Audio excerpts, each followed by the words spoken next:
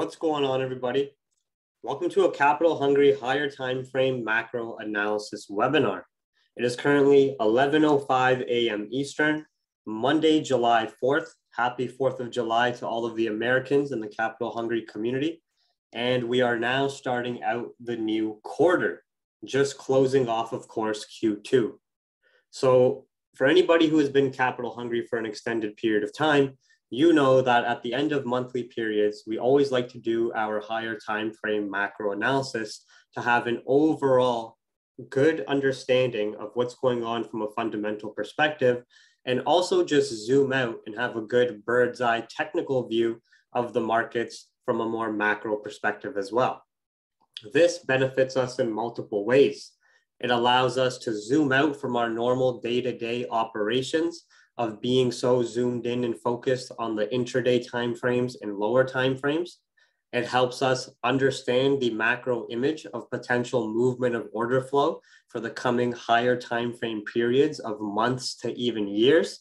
And it also helps us stick to that bias in the back of our head while minding the day-to-day changes in waves of price, obviously with the changing information advantages at hand.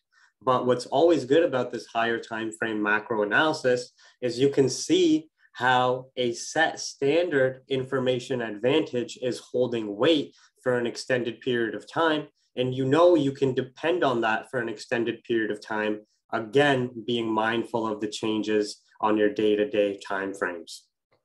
So starting out here with gold on the quarterly chart, 3-month chart, we understand from 2020 to pretty much halfway through 2021, we had a huge extended rally on gold influenced by multiple factors. One being the global, I'm just going to put a 1 here.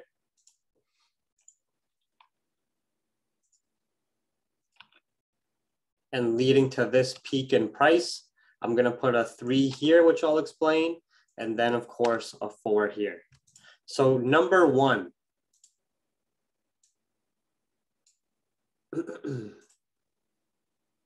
This larger extended upside rally on gold that went to print new higher highs. This was primarily induced by, of course, COVID, leading to governments and central banks working hand in hand to take multiple steps of action, one being governments inducing lockdowns and promoting lockdowns, leading to economies being stagnant and economic activity dropping down the shitter. Another form of action was, of course, taken with the central banks and government working hand in hand with the example of the Federal Reserve, as we are observing XAU USD right now, where to support the economy due to the economies being stagnant and locked down with the mass fear and propaganda regarding the COVID-19 virus, even though it had a 99.9% survival rate, is that they, of course, took action with changing their monetary policy and exponentially increasing money supply and taking that money supply and pumping the markets. So you had a few factors here that were keeping gold very bullish for an extended period of time, with this information advantage stated here at number 1 being mass fear. Make it a little bit smaller so we can fill the screen up. Mass fear regarding COVID being step 1. So you see an increase in demand for a precious metal safe haven like gold. That fear regarding COVID and all of the propaganda regarding COVID leading to government enforced lockdowns. So stagnant economic activity.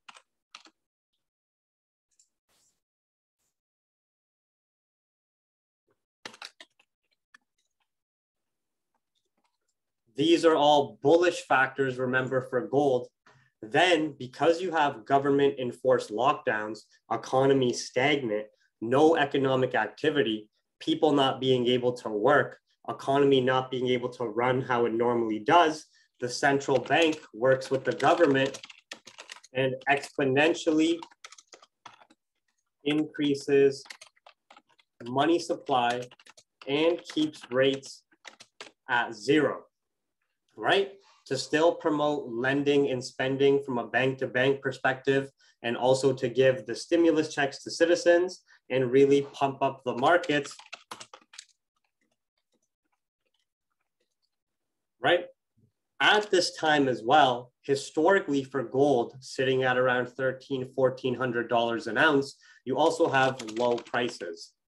Now, this sequence of events pretty much being in this type of timeline fashion, going from the mass fear regarding COVID, which for gold specifically would increase the demand and liquidity inflow, of course, with it being a precious metal safe haven, the government enforced lockdowns, completely killing economic activity and destroying economies, central bank working with the government and exponentially increasing money supply and keeping their interest rates at zero, as well as pumping up the markets through their asset purchase program. This, of course, had a monstrous increase in inflation.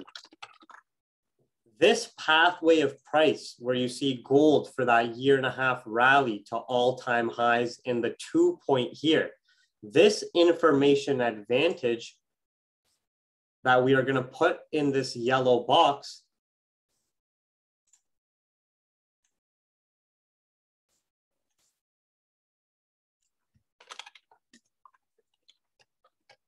was the main reason that the stock market was so bullish, why other commodities like lumber, copper, and oil were so bullish, why gold was so bullish, and also why the real estate market was so bullish, right? These are a bit more specific to gold, where you're having economies being stagnant. So of course, that's just going to bring in more demand into gold as a precious metal safe haven. But the exponential increase in money supply, the asset purchase program, interest rates at zero, at that period in time, oil was crashed at low prices, real estate was at low prices, other commodities were at low prices, the asset purchase program, low prices, and of course, that monetary policy change leading to an exponential increase in inflation, as you're exponentially increasing the money supply without the proper demand on the other end of the coin to feed it. These were all the main reasons why those various asset classes were bullish, even why crypto was a lot more bullish, right? This is very, very similar to the same type of information advantage that took place during the 2008 GFC crisis. And it was pretty much the exact same reasons, except you had mass fear regarding a global financial crisis, economic activity on the decline with recession scares developing, the government working in hand with the central bank to bail out the institutions to prevent a crash, AKA printing money, handing out that money, increase in inflation, and that support in bailouts. It was pretty much the exact same macro information advantage, except the catalyst changed. Here, it was a global financial crisis primarily induced by human greed in the collapse of mortgage-backed securities, as it was pretty much built on shit, and it was just human greed pushing it to make more and more money for people's investments at the sacrifice of the working class, just getting handed mortgages for nothing. People are able to get multiple mortgages without the proper qualifications needed for it, with the banks fully knowing they wouldn't be able to pay back these huge debts and so forth. So anyways, that was the catalyst then. The catalyst here was COVID and the lockdowns and the action taken by the central bank. But the money movements and decisions made by the central bank and government and the action taken, as well as the outcomes and causes of increases in inflation, low prices at that time as well, it was all exactly the same, right? At this period of time, because you're having an exponential increase of money supply, because you're having all of the demand in these asset classes like crypto, gold, commodities like oil, real estate, because you're having an increase in inflation, and obviously the action taken by the central bank with interest rates at zero, at this exact period of time was when the dollar was devalued. But the central bank and governments working hand in hand were perfectly ready and willing to sacrifice the buying power and value of the dollar in the short term to instead pump up the markets and make them even richer than they could possibly even fathom. at the expense of the working class and middle class, because the increase in inflation just leads to an increase in cost of goods for the working class, where their primary where their primary income just gets fed into consumerism through this societal system that we live in. So mainly all of the spending done by the working class is on consumables and cost of living. So they had a lower buying power and increase in cost of goods. But who cares? The 1%ers who run the world, they get even richer, right? Then at 2 here, this is basically when, after a year and a half, you have that information advantage priced in. Now you're at new historical all-time highs that we haven't seen in a decade prior, breaking into the 2075 area we hit, right? You can start to see from this point, we do start to get massive profit taking by the whales, liquidating positions, and a bit of this corrective market structure formed, very, very similar to the 2008 global financial crisis. But we got one more squeeze up to the 2075 handle, which really just looked like a technical double top being created, which in terms of capital hungry concepts and what I teach, that just shows that it was really one more liquidity grab and sweep up for buyers to liquidate from better price points, which number 3 here was the Russia and Ukraine tensions first coming back into play from something we haven't seen since 2014, 2015 period, right? Now, what's important is number 4. Basically, what's happening at number 4 and us now having this bearish downside move, and you're seeing the same type of correction in bears in the stock market, you're seeing the same type of correction in bears in crypto, in the real estate market in North America, and so forth, is you have to understand the macro information advantage. All of these points here, which kept gold so bullish for that year and a half, is starting to have the inverse take place now. So now we don't have any mass fear regarding COVID or anything near the degree of government enforced lockdowns to impact economic activity. Yes, we have recession scares developing, but that's nowhere near close to when we were literally dealing with this historical event, which was government enforced lockdowns, literally man-made shutdowns of economies, right? Something we've never experienced before. The fear severity is no longer as close to the COVID lockdown period is what I'm trying to say and communicate, right? Now, the central bank working with the government is starting to control the money supply again, starting to raise interest rates, stopping their asset purchase program, starting to combat inflation through hiking interest rates, through starting to stop their asset purchase program, starting to get money back that they printed and pumped out into the markets. And it's at the end of the day, it's a cycle that's taught in the educational webinars. And we're also at all-time high prices now, right? So here, the macro information advantage is shifting. No more fear to the degree of COVID, right? All-time high prices are hit. We're not at continued low prices to keep investing in. Central bank raising interest rates. Raising of interest rates is bearish for commodities, bearish for gold, bearish for the stock market, bearish for the real estate market. It makes it less favorable for bank-to-bank lending. It makes it less favorable and lower probability that the banks will be taking out loans and reinvesting those loans into the market. Basically, when interest rates were at 0 and you had the support of the central banks, the banks and institutions down the line, they were more than happy to take loans out and to have that lending done at a 0% interest rate and invest that money back into the markets where they made even more money, right? Now, when you're at all-time high prices, when you're having the central bank raising rates, when you've already made so much money over the last 2 years and you're now looking to liquidate positions, you don't want to keep taking out more loans and keep pumping it into the markets. For what reason? Right? Inflation at high risk levels and CB starting to combat it. Well, remember, you have to understand this one very clearly. Inflation to a degree was beneficial for the rich because the simple definition of inflation that I explained time and time again is that it inflates the price of everything within an economy, everything from consumables to assets, right? For the working class and middle class, you have their cost of living go up, which is a negative to them. It has a negative consequence and impact where their dollar that they work so hard for is essentially worth less. It gets them less within the exact same economy for the exact same goods and services. But inflation, when it's not at a high risk level to a degree, is beneficial for the rich. It inflates and increases the price of all their assets that they own. Their real estate, their businesses, their land, their stock market investments, their commodity holdings, and so forth, right?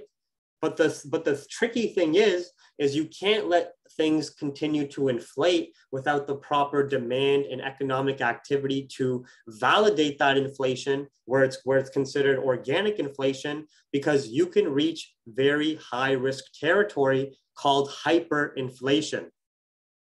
If you allow inflation to get out of control, which has happened to many countries throughout civilizations in history, you can look at Germany post-war, you can look at countries like Hungary, you can look at countries like Zimbabwe, Venezuela, even in modern times.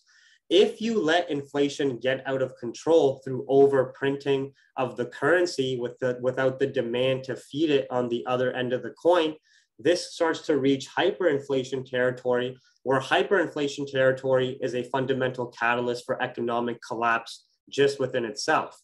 At points of hyperinflation, the currency is essentially useless and holds no value, and the cost of goods is far too high, and the gap between cost of goods and wages being paid is just astronomical, right? So now with inflation at high risk levels, not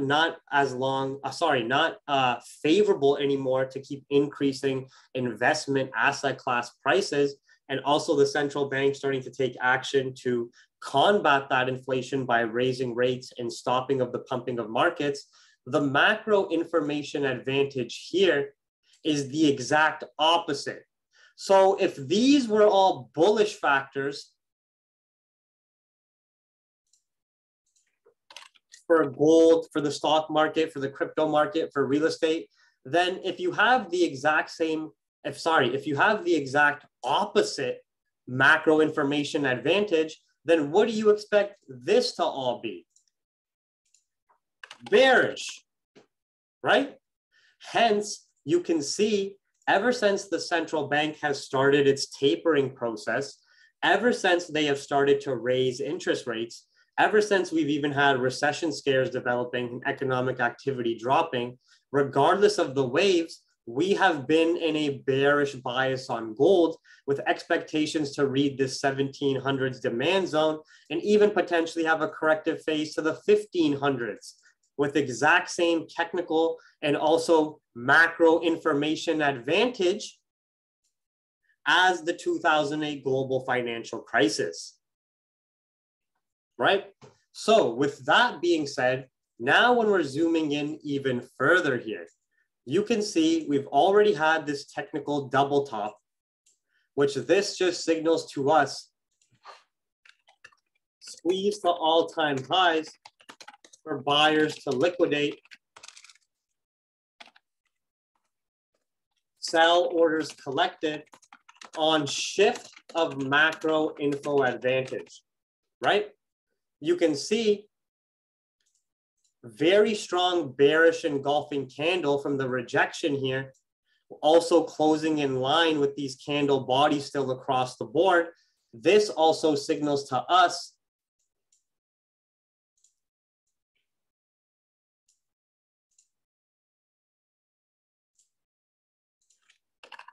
macro advantage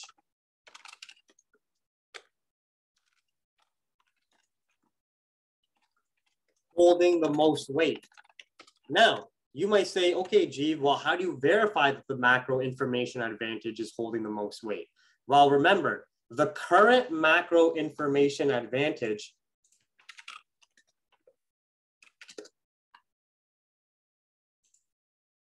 is, of course, assets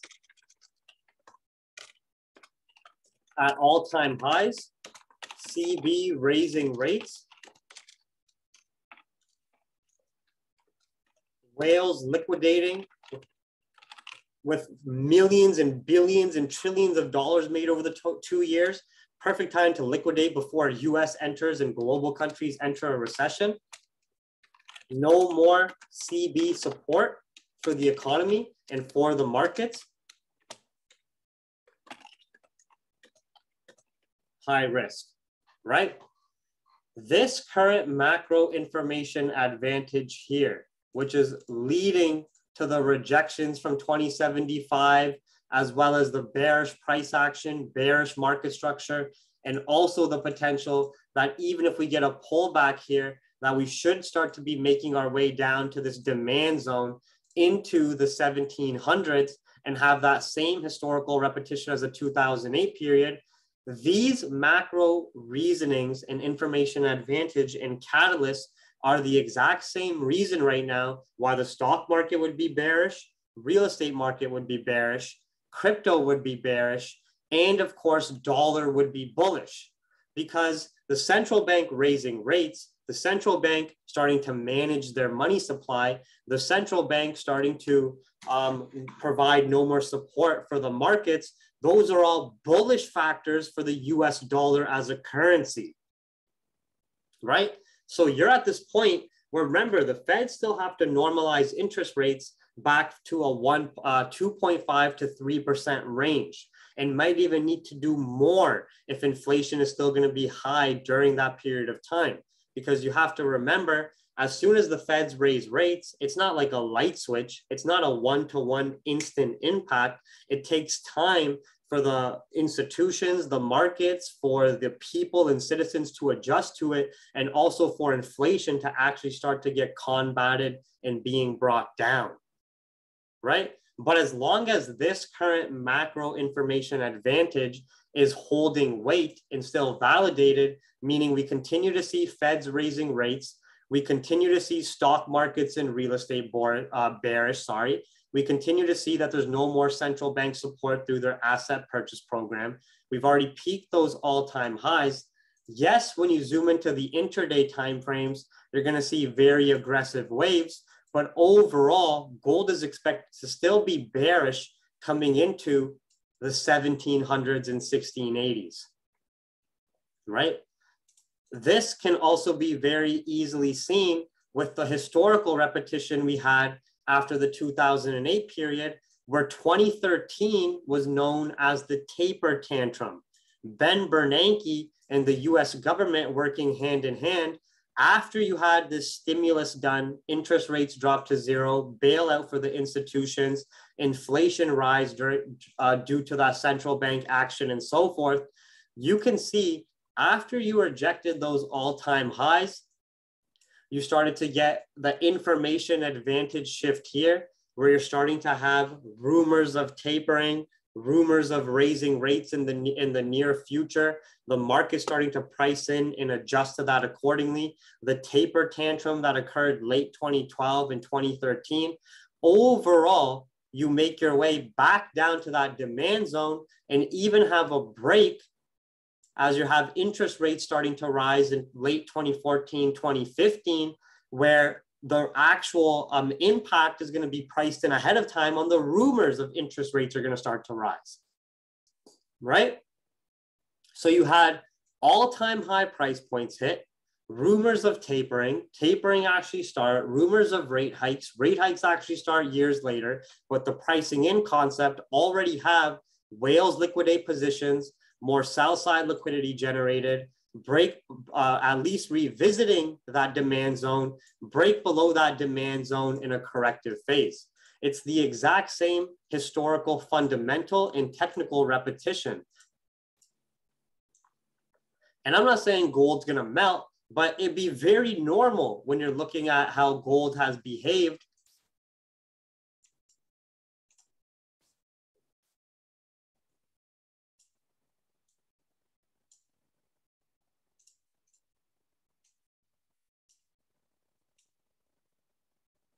Where after that extended rally, we still have the potential range to revisit this demand zone.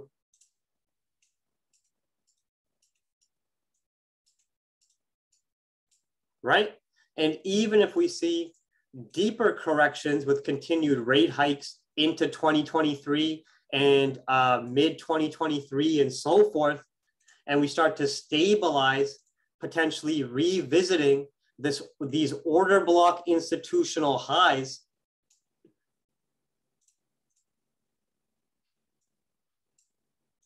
it would still be perfectly normal and understandable before seeing any type of continued gold rally in that sense from a macro perspective, right? So now zooming in even more, we can understand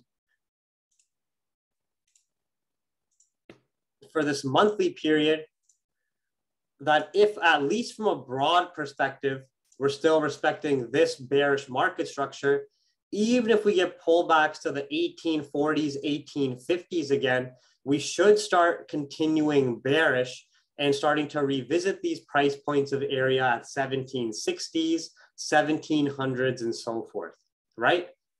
That's our main bias, our main macro information advantage that we have been playing for months. There's no reason to go against that yet. If we see World War III pop off, maybe China start to invade Taiwan, we start to see maybe monkeypox grows into some huge catalyst where it leads to lockdowns again, then that would be new catalyst, new information advantage coming into play that would be different from the global financial crisis, that would take away from that technical and fundamental repetition, and then maybe we could see some continued gold upside. But for us to see this take place, our secondary bias squared off here,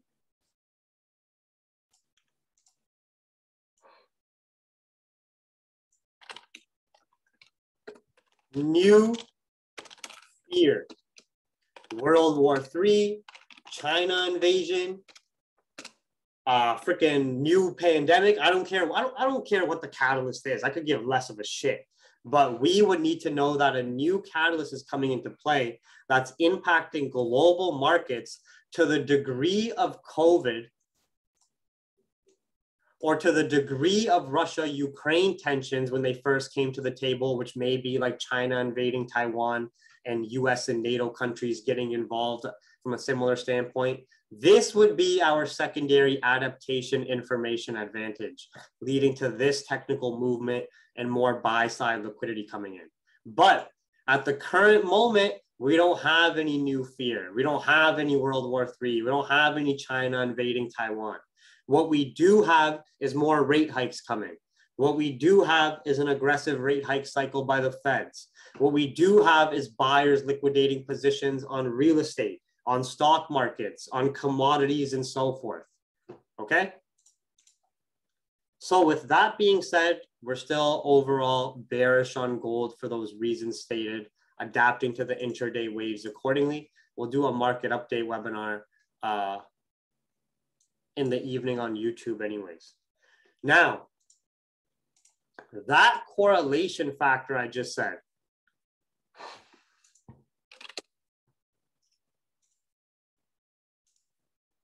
this is the exact same reason, those are the exact same reasons with interest rates going up and the macro information advantage of the Feds, where if dollar doesn't break back below these order block highs, yes, for the new quarterly period, we can get a liquidity grab and pullback which is very normal on the intraday timeframes. For all I care, it could come to 100 flat and it'd still be extremely bullish on dollar. Overall, if we still see stock markets bearish, real estate dropping, interest rates going up, gold liquidating of buy positions, dollar has a lot of potential to fill this range and go back to 2001, 2002 highs to 120 value point there, right? The reason dollar has been so bullish from that same midway point of 2021 onward is because of the shift in information advantage. Here, it was so bearish due to exponential increase in money supply, interest rates at zero. So here you had, for number one,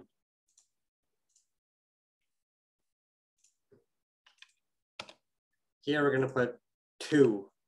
Here we're going to put 3. So for number one, historical high prices for dollar at that time.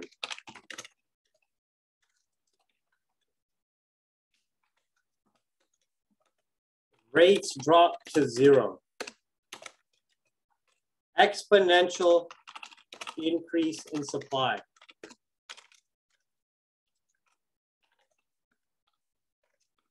You guys get the point. No demand in dollar, because when the Feds exponentially increased the money supply, when they started their asset purchase program, from an institutional perspective, all of the demand was in stock market, was in crypto, was in real estate, was in gold, was in commodities like oil and other energy, right? So having an exponential increase in supply, interest rates being dropped to 0 and held at 0, you're already at historical high prices. That's exactly why you had this downside move. That was the information advantage that led to the downside move. For number two, it was the exact opposite. Low historical prices, Fed stopping market support or giving rumors of it, rates going up, demand back in USD, because you're having all of the buyers liquidate positions out of stocks, out of commodities, out of real estate, and they're holding more cash inside. They're going back to the dollar, right? The information advantage is here. We're just the opposite. So you have the opposite impact take place. Now with number three, we still have demand in dollar, breaking highs, showing more buyer pressure, still raising rates through the year, no asset purchase program, and tapering. No assets purchase program, tapering, right? So the Feds have no choice and push themselves into a corner through human greed, where if we still see gold continue bearish, stock market continue its bearish correction, commodities have that correction, real estate continue bearish, because the Feds are going to keep raising rates because they have no choice to combat the inflation created by massive human greed, then these catalysts from a macro perspective are still going to be in play. Even if we initially have war tensions increase with China, in the short term, that would still be keeping dollar bullish. So there's a lot of potential with three here that even if we get a retest of these highs, to see dollar going back to 120.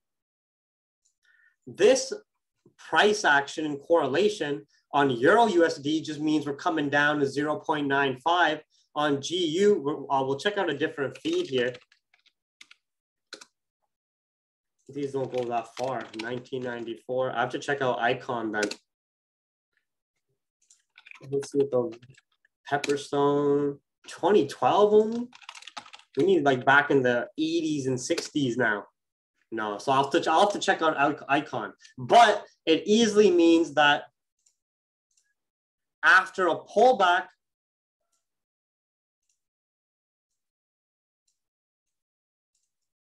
that GU can easily come down to 1.10. Euro USD can come down to those historical lows, and the stock market can continue having a correction.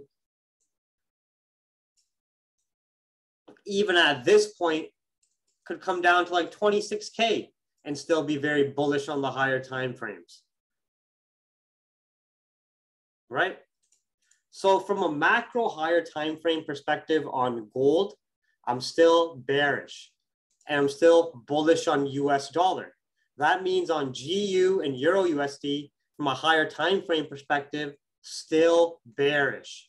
And don't forget to reference previous higher time frame macro analysis webinars as well. On USD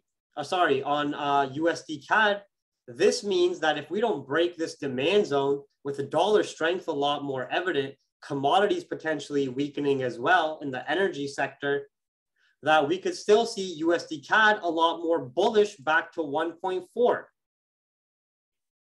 Using those fundamental information advantages from a macro perspective or intraday perspective to our advantage, seeing how it actually impacts the order flow, using history to our advantage, economics, central bank policy in action, geopolitical tensions and so forth, as alongside the technical understanding of order flow and how the institutions adjust to the changes in information advantage. But the macro information advantage is the same, expecting still stock market bears, gold bears, US dollar bulls, USD CAD bulls, GU bears, and Euro USD bears, unless we have a catalyst come into play otherwise. Okay? Now on US 30, remember the information advantage has shifted.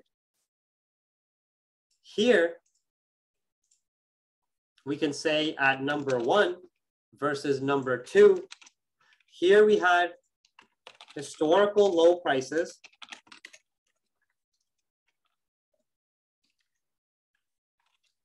no more stoppage of any more short selling,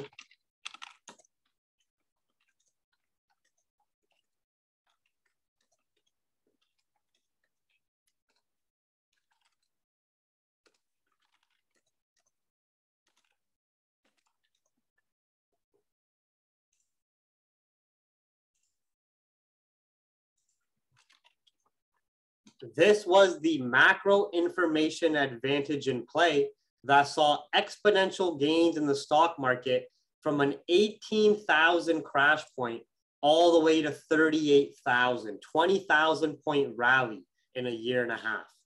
Historical low prices caused by a crisis. We know that every single crisis is an opportunity for the rich. Literally a circuit breaker hit, not even allowing any more short selling in the stock market at that 18.5 price point. Then the central bank exponentially increases money supply, keep rates at 0, starts pumping the market through their asset purchase program. Interest rates at 0 makes it much easier for bank-to-bank lending, spending, and so forth, and investments and so forth, and also makes it more favorable to hold investments for an extended period of time. The whales ride that wave and buy in, which also leads to the increase in money supply, interest rates at 0, the demand in the actual economy not there to feed it, increase in inflation. Inflation inflates the price of the stock market as well. At this point, it wasn't high risk inflation yet. It was moderate, right? Here, the information advantage has shifted. All-time high price points. No more central bank support.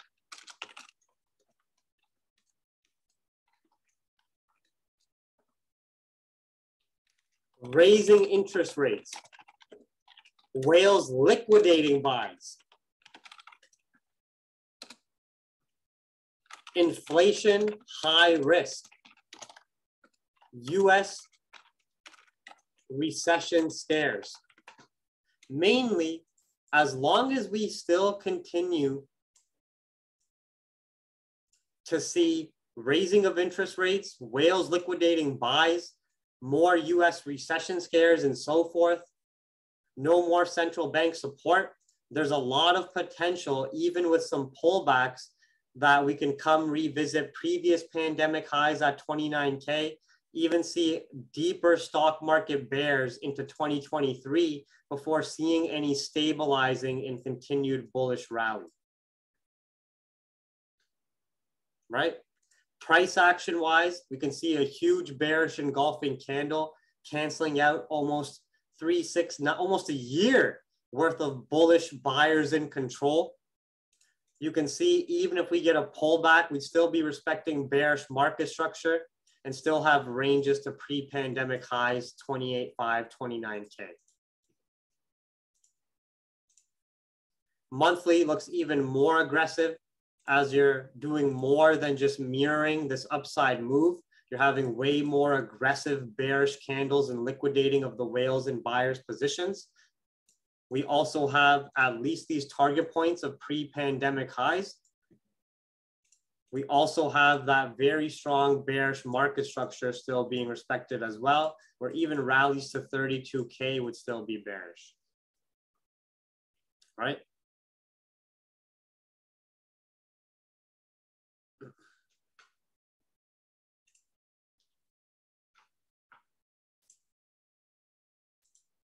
Now, last but not least, GJ. You might ask, Chief, why is GJ still going up, even though recession scares are developing, even though economic data is weakening, even though we're having this fear come back into the scene? Shouldn't the Japanese yen be bullish? Shouldn't GBP be bearish? The answer is no. You have to remember the main macro information advantage is central bank action. They are the cartels of the currency. When you're looking at a pair that's made up of British pound and Japanese yen, the main driving factor of why we've been so bullish is the difference between interest rates.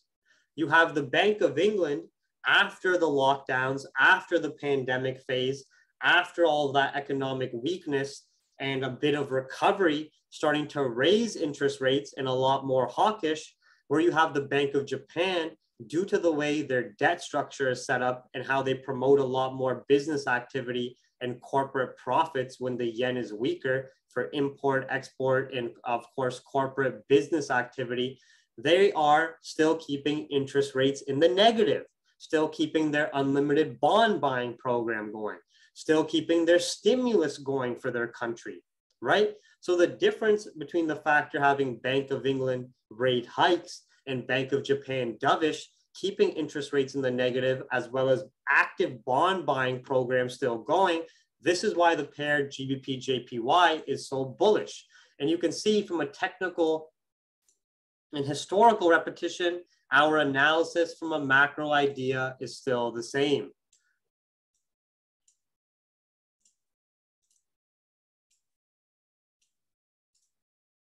Even look at the price points of interest.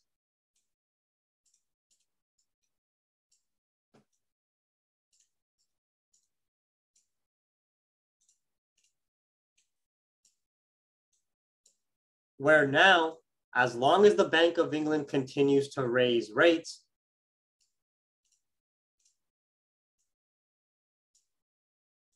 as long as the Bank of Japan stays dovish, as long as the Japanese yen individually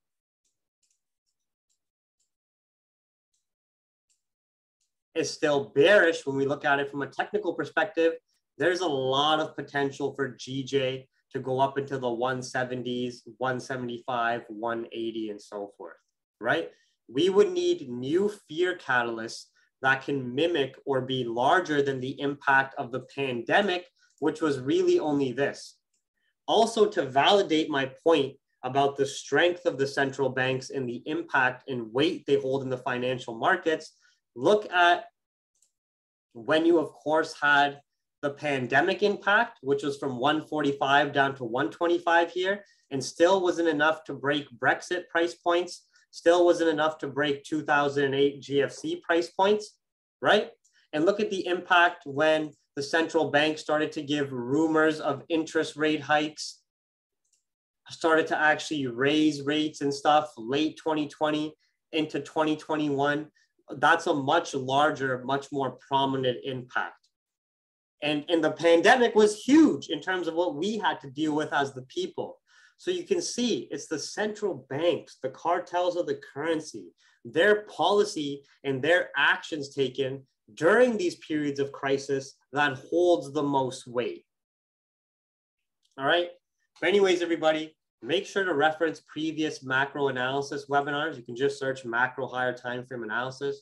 There's tons done every month because our bias is still the same across the board for the reasons stated as we continue to track the markets, track the central bankers, and trade this information day in and day out, watching it month after month.